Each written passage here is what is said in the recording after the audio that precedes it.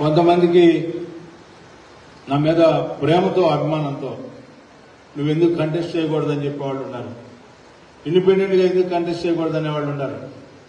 లేదా కొంతమంది ఎందుకు మన గౌరవించలేదు ఈ పార్టీలో ఉండాలా లేదనే భావన కూడా కొంతమందికి ఉంది. నేను అందరికీ విజ్ఞప్తి చేసి చెప్పేది ఏంటంటే, ఒక కార్యకర్తగా వచ్చినటువంటి వ్యక్తికి ఈనాడు ఎంత గర్వంగా నేను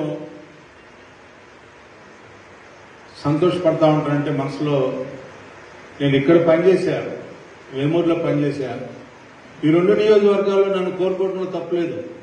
నేను ఎప్పుడూ పనిచేయలేనటువంటి గుంటూరు వెస్ట్లో నా మీద ఐవీఆర్ఎస్ చేస్తే నాకు 82% వచ్చింది. అదేవిధంగా ఈ రోజున ఎవరు ఒప్పుకున్నా ఒప్పుకోకపోయినా, మన జిల్లా కాకపోయినా మన పక్క ప్రాంతమైనటువంటి పెంపలూరు ప్రాంతంలో కూడా ఐవీఆర్ఎస్ నడిపితే కొంతమంది కార్యకర్తలు, స్థానిక కార్యకర్తలు ఎవరైతే అక్కడ వ్యక్తి ఉన్నాడో ఆ వ్యక్తికి సపోర్ట్ చేసినటువంటి వ్యక్తులు, వాళ్ళు తప్పితే మిగతా వాళ్ళందరూ కూడా ఎక్కడ వ్యక్తి అయితే ఏంటి, ఈ పార్టీ కోసం పోరాడిన వ్యక్తి, పోరాటం చేయగలిగినటువంటి సమర్థుడు, మన ఆదుకోగలిగినటువంటి శక్తివంతుడు అని చెప్పి మాట్లాడుకునే మాటలు నిజంగా నా జీవితానికి ఇంకా ఇంతకంటే పదవాసం లేదనే భావన నాకు కనపడతా ఉంది. అంటే ఈరోజు ఎంతటి విచిత్రమైన పరిస్థితి అంటే, భార్య మొహంలో చూసి మాట్లాడలేనటువంటి పరిస్థితికి రాజా వచ్చాడా అని చెప్పే బాధ.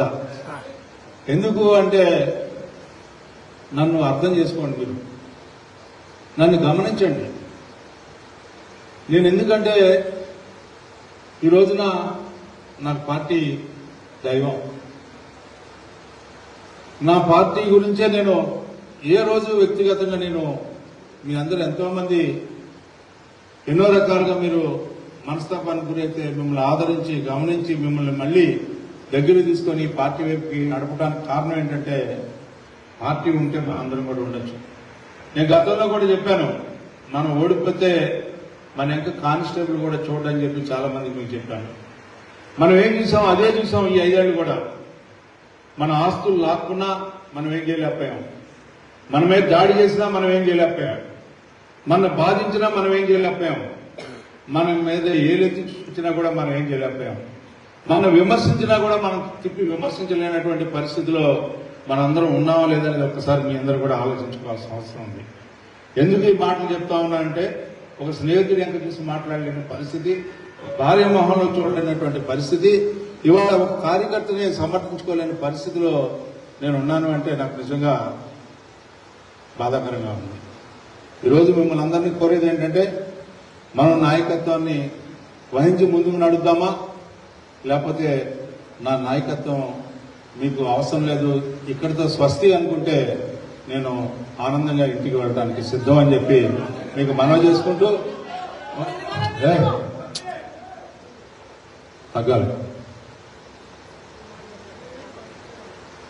తగ్గాలి అన్నాను.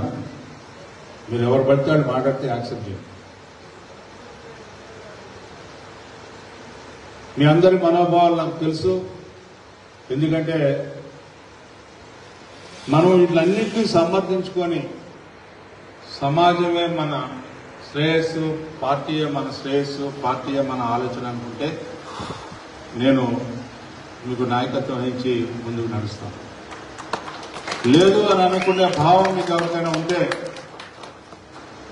నేను నాయకత్వం వహించలేనని చెప్పి చెప్పాలనేది నా ఉద్దేశం. నేను చాలా ఏదో ఉద్రేకంతో మాట్లాడలా, ఆవేదనతో మాట్లాడలా, అనాలోచితంగా మాట్లాడలా,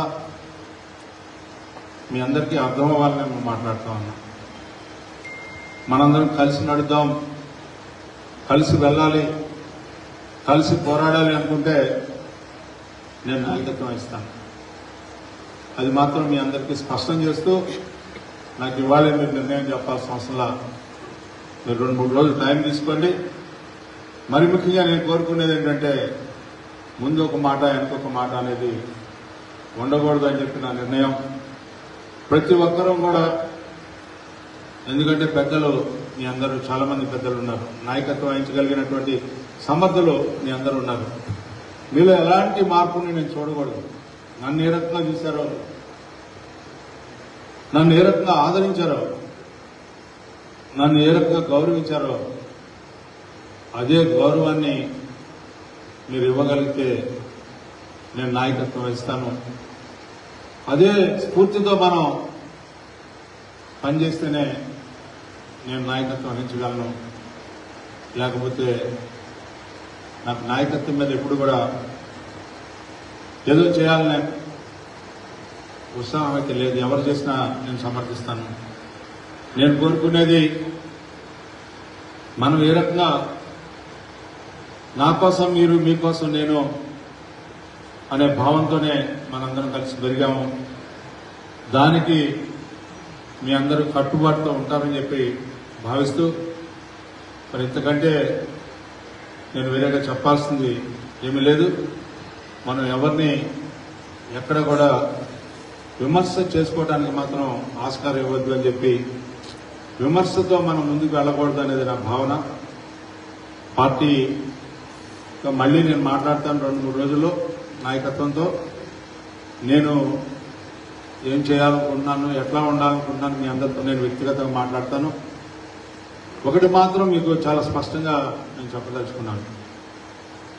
మనం కలిసి నడుద్దామని చెప్పి మీరు కలిసి నడవలేకపోతే నాకు అడుగు ముందుకు పడదు. నేను ఆ కోవకు చెందిన వాడిని కాదు.